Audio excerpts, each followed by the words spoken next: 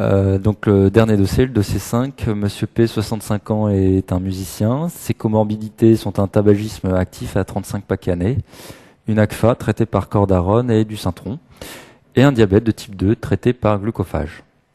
Par ailleurs, Monsieur P vous consulte pour une pollakiurie nocturne qu'il traite seul par de l'Omix, et cette pollakiurie s'empire depuis plusieurs semaines.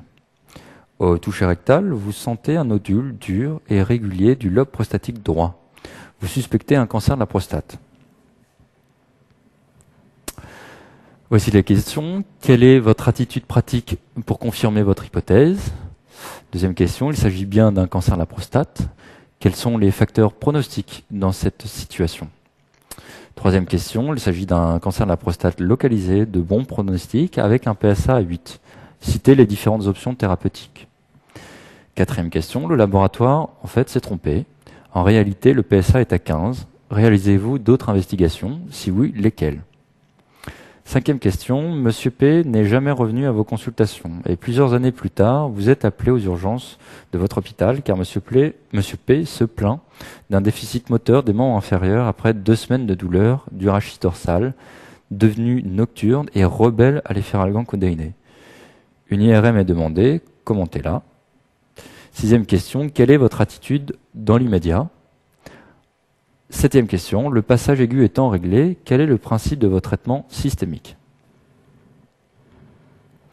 Voici l'iconographie associée au dossier. Donc première question, quelle est votre attitude pratique pour confirmer votre hypothèse? Donc je vous l'ai dit précédemment dans d'autres dossiers, lorsque vous avez ce type de questions, il faut absolument préciser que le diagnostic de certitude est histologique, obtenu donc par un examen anatomopathologique d'un fragment du nodule, qui peut être obtenu ici par une biopsie prostatique du nodule. Là, il y a plusieurs mots à connaître pour la biopsie prostatique, donc ça se fait par voie transrectale, sous contrôle échographique, sous couverture antibiotique, après préparation rectale, sous anesthésie locale. Et ici, il ne fallait pas oublier d'effectuer un relais des AVK par des injections d'héparine. Si vous aviez oublié ce détail, c'était 0 à la question. Vous aviez également 0 si vous proposiez une autre réponse que la biopsie prostatique, en particulier le PSA. Le PSA n'affirme pas, évidemment, le cancer de la prostate. Il peut être élevé en cas d'adénome de la prostate, en cas de prostatite, en cas de toucher rectal un peu franc.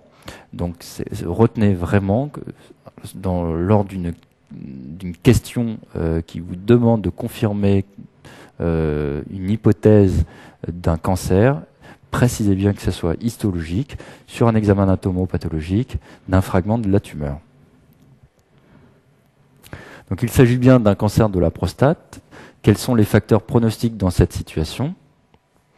Il y a 3 facteurs à connaître. L'extension, c'est plus grave si vous avez une extension à distance, métastatique, ça paraît logique. Le PSA initial constitue un facteur pronostic.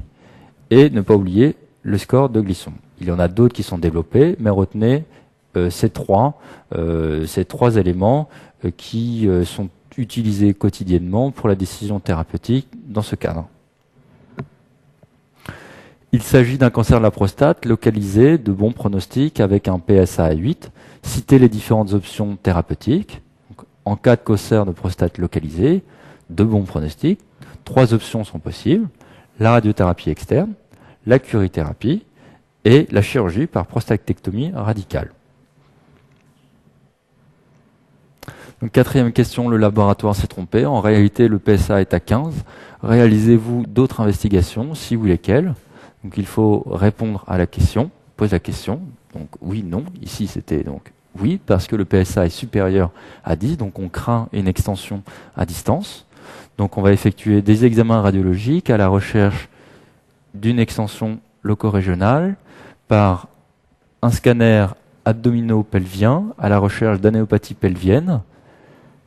Attention, il prenait du glucophage, donc après arrêt du glucophage. C'est jamais anodin lorsqu'on le précise dans un énoncé. On peut préciser une échographie rénale à la recherche d'un retentissement rénal d'amont, même si on peut le voir sur le scanner abdominopelvien.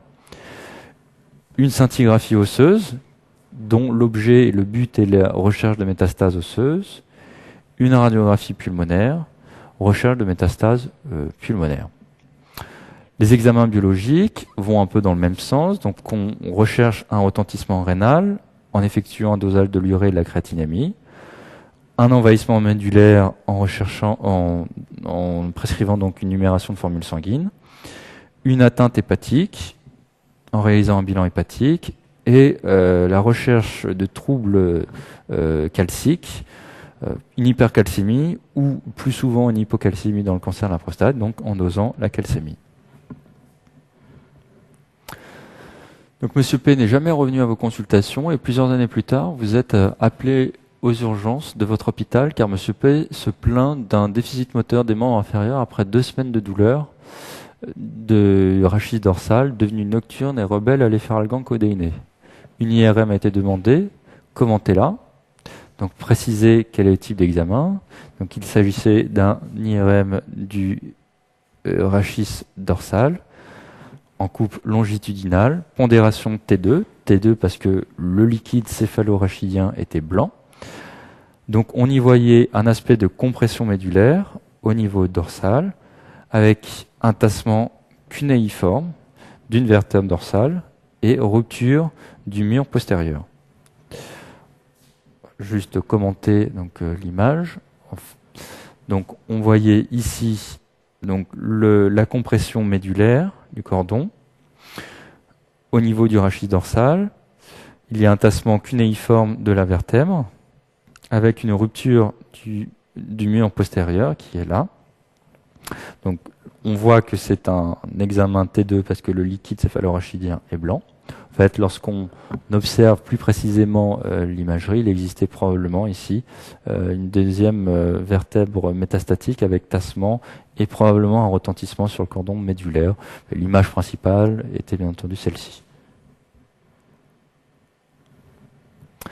Quelle est votre attitude dans l'immédiat? Eh bien, là, il n'y a pas trop le choix. Il faut hospitaliser le patient. C'est une urgence, un risque de paraplégie. Ne pas oublier de l'immobiliser, ça paraît évident, mais il faut le préciser. Une voie d'abord veineuse, on peut être amené à l'opérer, donc préciser qu'on réalise un bilan préopératoire. Dans cette situation, on injecte des corticoïdes par voie intraveineuse. Ça fait mal, donc traitement antalgique, souvent de type morphinique par voie intraveineuse. Surtout, ne pas oublier l'avis neurochirurgical en urgence. Je n'ai pas mis 0 la question si vous l'aviez oublié, mais je pense qu'on s'en est pas loin. Et évidemment, préciser surveillance. Le passage aigu étant réglé, quel est le principe de votre traitement systémique? Dans cette situation, un patient qui a un cancer de la prostate métastatique, le traitement repose sur un blocage androgénique qu'on fait maintenant le plus souvent par une castration chimique. On peut éventuellement faire la castration chirurgicale, mais c'est devenu vraiment exceptionnel. On utilise pour ça des agonistes de la LHRH. Lors de l'institution du traitement, en particulier dans des situations dangereuses, type compression médulaire, il faut associer le premier mois un anti-androgène stéroïdien pour éviter un effet flare-up. L'effet flare-up est donc une recrudescence des symptômes le premier mois du traitement. Donc il faut absolument, dans ce cas, y associer des anti-androgènes stéroïdiens qu'on pourra être amené à retirer par la suite. Le but de ce traitement, c'est in fine d'obtenir une testorhonémie indosable, précisez-le, c'est le but du traitement. Il faut également le vérifier par un examen biologique si on pense que le patient n'est pas correctement bloqué. Ce patient a fait une compression médulaire, il a donc une complication osseuse importante. On peut, dans ce cas-là, injecter des biphosphonates intraveineux mensuels pour donc améliorer la douleur, éviter les complications osseuses. Et lorsqu'on injecte ces biphosphonates intraveineux, en particulier le zoledronate, il faut faire attention à la créatinémie. Préciser, comme d'habitude, la surveillance clinique, biologique, de l'efficacité et de la surveillance. Ça, c'est toujours réflexe. Donc, je vous ai résumé sur le tableau quelques points clés pour les dossiers de cancérologie. Dès que vous voyez un dossier avec une imagerie, n'oubliez pas de décrire le type d'examen auquel vous avez affaire, de décrire ce que vous y voyez et surtout d'y apporter une conclusion avec le plus souvent en cancérologie, donc une proposition diagnostique et ça passe le plus souvent par une biopsie. Pour confirmer une suspicion de cancer, quand on vous demande dans une question, dans la très grande majorité des cas, c'est un examen histologique. Et ça doit apparaître très clairement dans votre réponse. Pour les décisions de traitement, l'objectif doit être décrit dans votre réponse. Est-ce qu'on espère la guérison? Est-ce qu'on espère une amélioration des symptômes ou juste de la survie? Dire que la décision doit être prise en réunion de concertation pluridisciplinaire. Enfin, il faut absolument que vous connaissiez sur le bout des doigts la définition d'adjuvant et de néoadjuvant. La plupart du temps, dans un dossier de cancérologie, vous y trouverez des urgences. Le plus souvent, ça sera une embolie pulmonaire. Donc, connaissez bien cet aspect et ayez toujours en tête cette possibilité dans les questions qui y sont posées. Une hypercalcémie, en particulier si vous avez un dossier avec des nausées, vomissements, des troubles neurologiques. Et enfin, connaissez bien la prise en charge des compressions médulaires. N'oubliez pas surtout la vie neurochirurgicale, les injections de corticoïdes, l'immobilisation. Voilà, ce sont les grands points à retenir pour les dossiers de cancérologie.